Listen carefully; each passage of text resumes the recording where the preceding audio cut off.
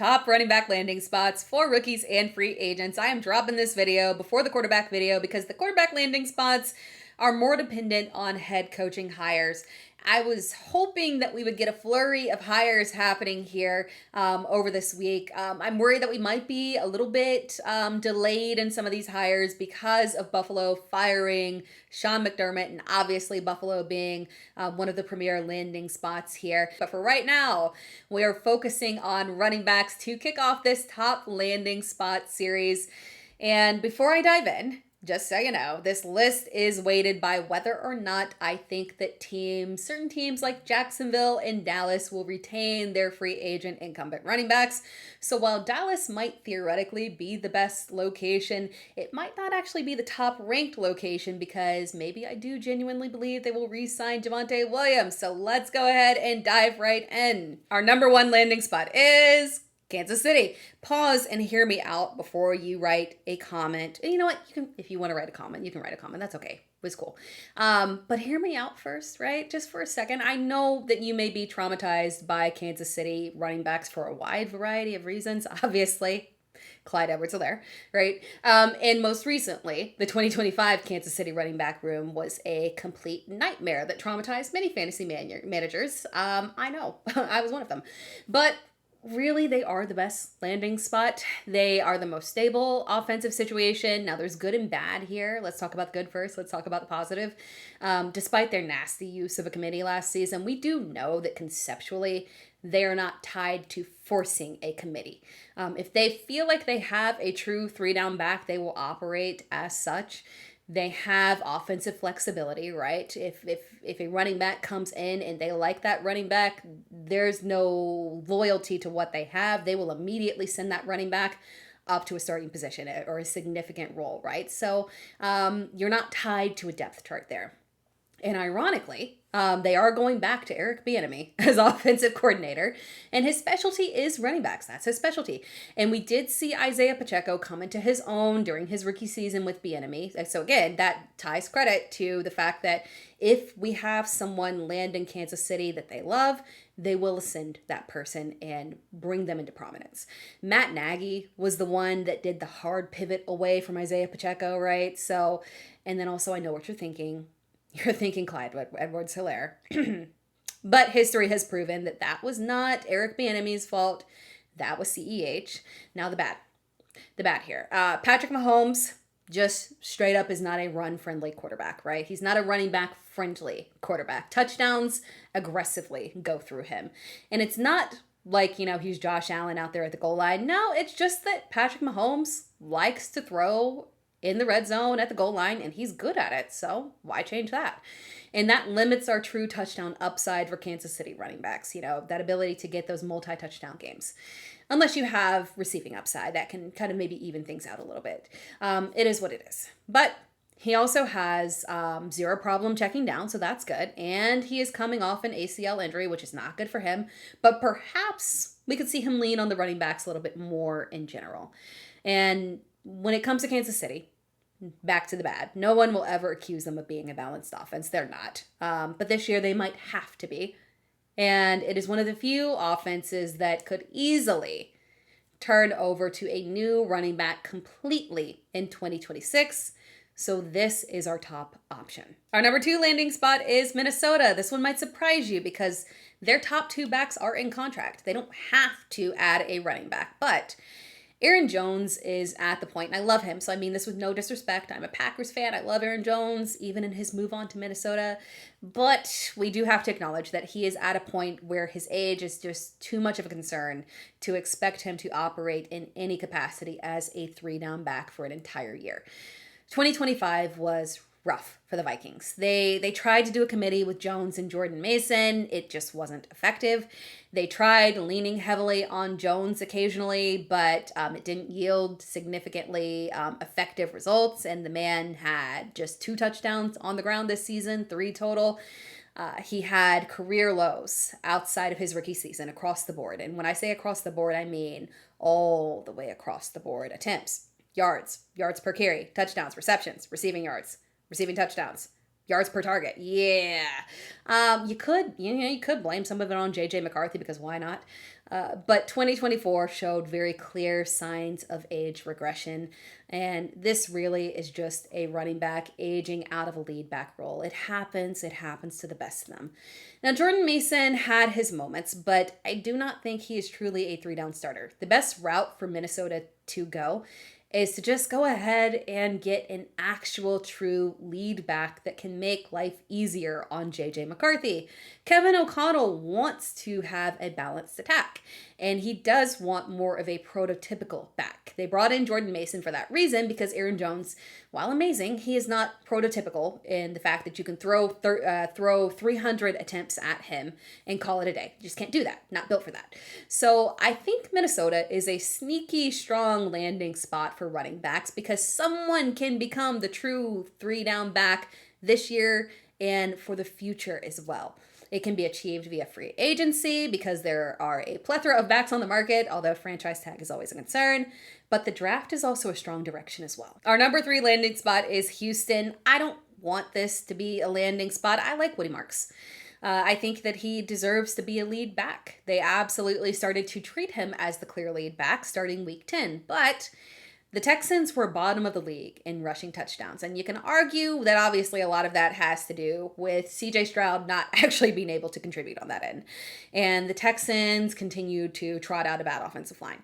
But it wasn't as if Marks was thriving at the goal line, unfortunately. Let's look at the stats. Even if we narrow it down, the window down to weeks 10 and on where he was actually operating as the starter, Marks wasn't exactly particularly productive in the red zone. Narrow it down to inside the 5, and he was not thriving either. He had 6 attempts inside the 5, 1 touchdown. It's not a glaring issue, right? Because the differences in stats between running backs inside the 5 it's not massive. It's kind of minuscule, right? You're picking, being a little nitpicky there, but it does matter.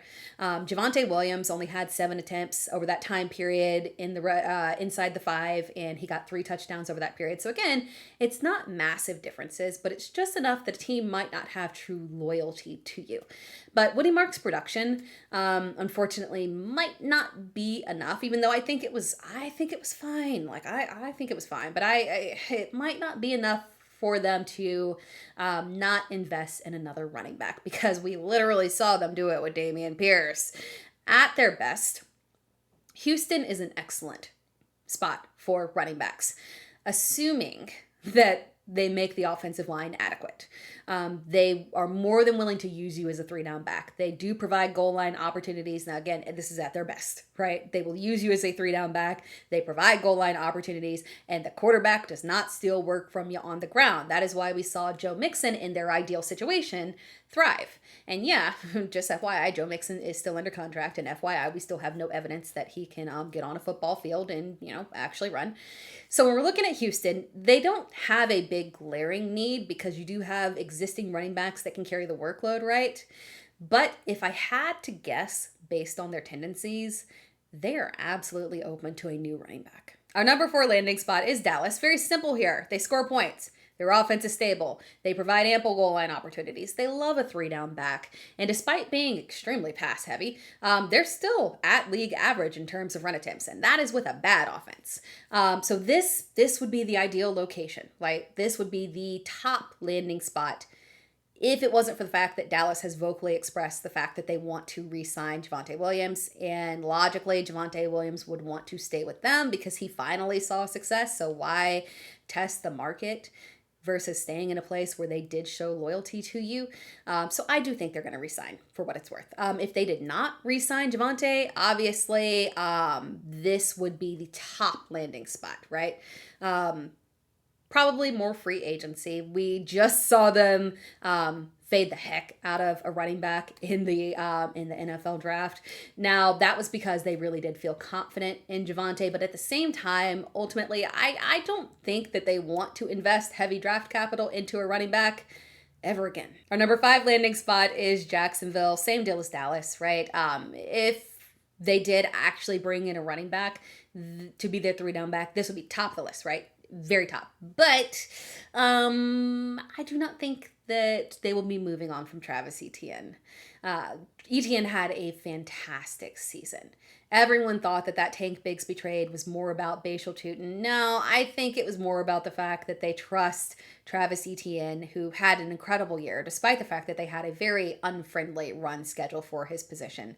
And if they were to move on from Travis Etienne, I do think that first dibs would go to Bashal Tutin, so it would still not be the absolute top landing spot there. But when we're looking at Jacksonville and why they would, in theory, be an excellent landing spot here, they're very well balanced, and their defense took a leap, and I would expect that to continue. So the odds of them being in situations where they have to abandon the run are very low. So we are talking about a team that, with one exception being a game against the LA Rams, they were either in extremely competitive games or games where teams were chasing them.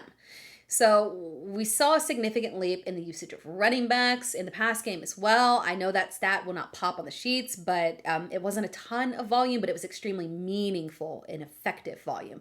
Liam Cohen is an excellent head coach. Any running back could thrive with them. Now, those were top 5. Let's quickly touch on several other running back landing spots here. Very interesting. Let's continue on here in this list. Our number 6 landing spot is New Orleans. The problem here with New Orleans, because it's interesting, because when I look at mock drafts, there are a lot of mock drafts that, would like to place a running back with New Orleans, and I totally get that. But the problem here is that Alvin Kamara dug his feet into the ground, and that man is refusing to leave. He ain't going nowhere, right? Unless they do it by force, which is possible. Hey, it's possible.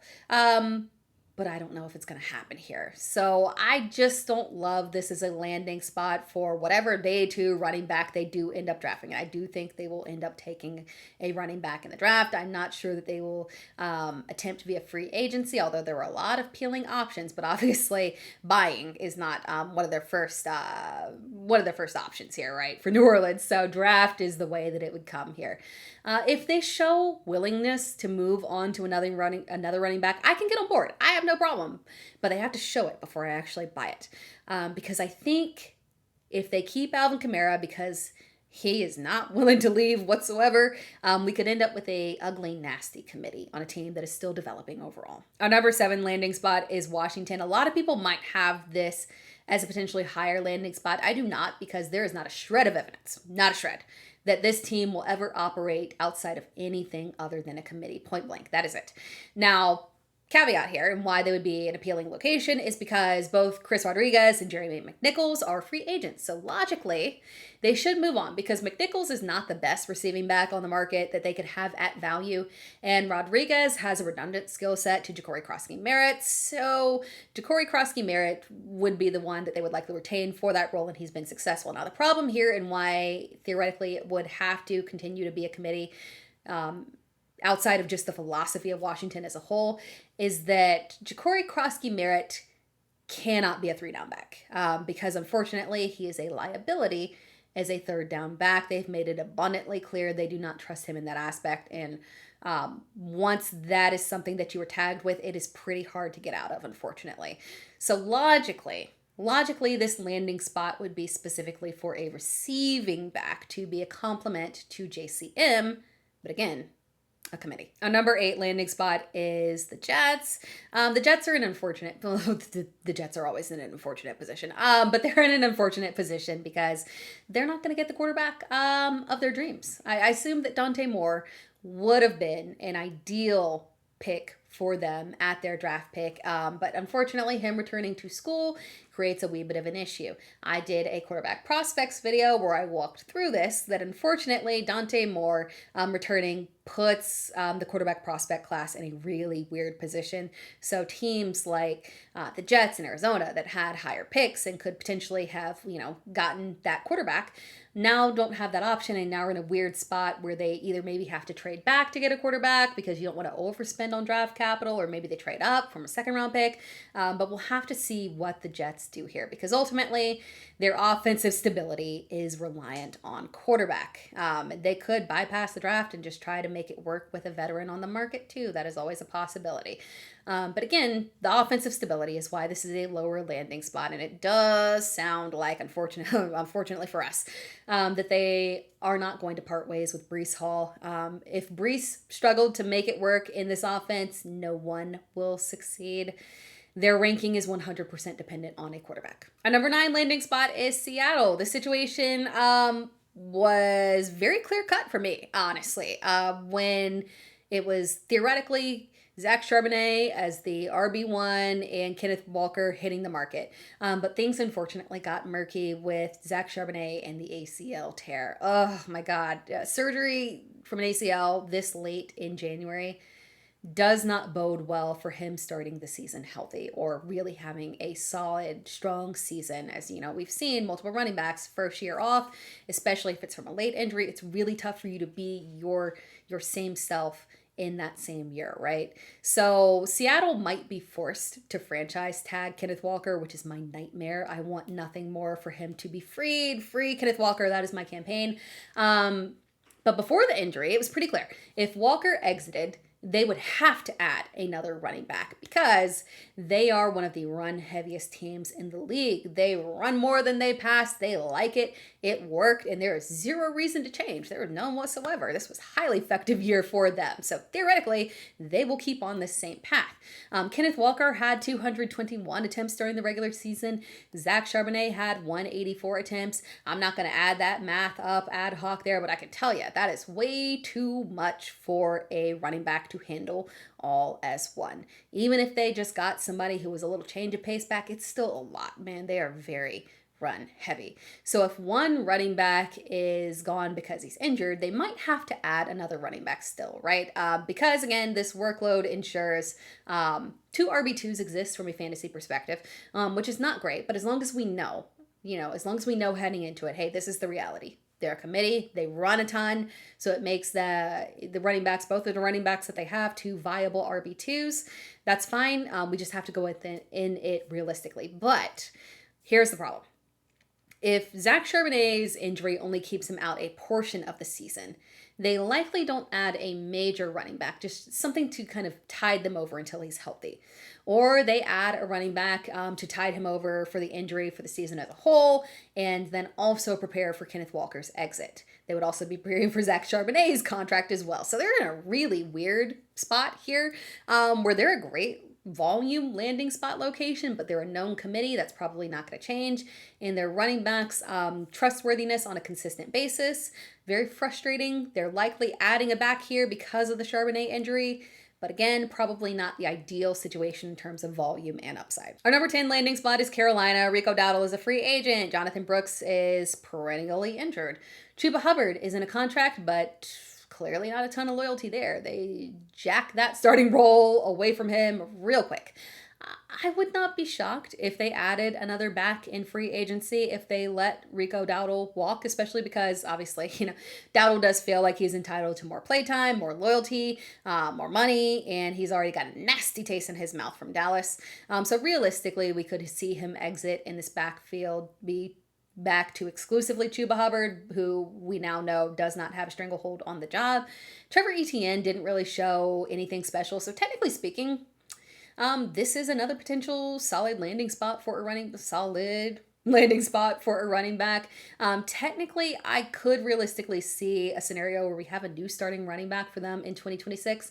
It's going to take a lot of steps to get there, right? And you'll always feel a little bit uncomfortable because of the existing backs on roster and then wonder, well, will Jonathan Brooks come back healthy at some point and get a crack at it? So not the ideal location, not the most goal line opportunities in the world. So they do fall to the back of the list, but I do think they're a strong candidate for taking a running back in either free agency or the draft if Rico Dowdle goes. Thank you so much for watching this video. If you enjoyed the video, be sure to like the video, subscribe to the channel. You can find me across all social media platforms at It's Sarah Time, so make sure that you are locked in, turn on notifications, and all that good stuff. This is the first video in a wide variety family of videos addressing free agency. We'll be talking more landing spots for other positions and ranking the free agents on the market, predicting their locations as well. So it's going to be a fun off season heading into free agency, so stick around.